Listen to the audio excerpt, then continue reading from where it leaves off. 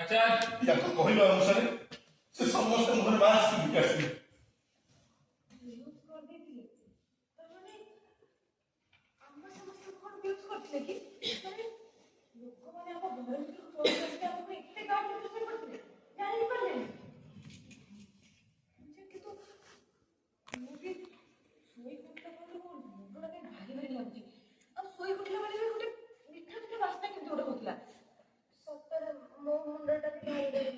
ଚିନା ଏପଟ ଦେଖ ମାନି କୋଉଠି ମାନି ମାନି କୋଉଠି? ମାନି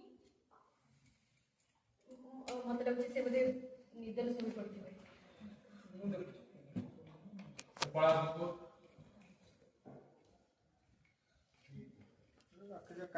ଗାର୍ଡ को तू जान दे ସେମାନେ ପେଟ ତଳେ ବନ୍ଧୁକ ରଖି ଦେଇଥିଲେ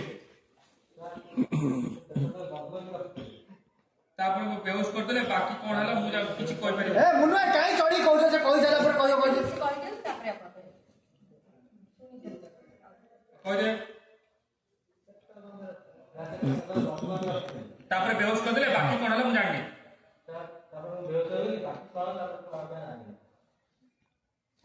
दादा भगवान ओके हाँ ये सिक्योरिटी गार्ड की स्वामी का माइक दे दियो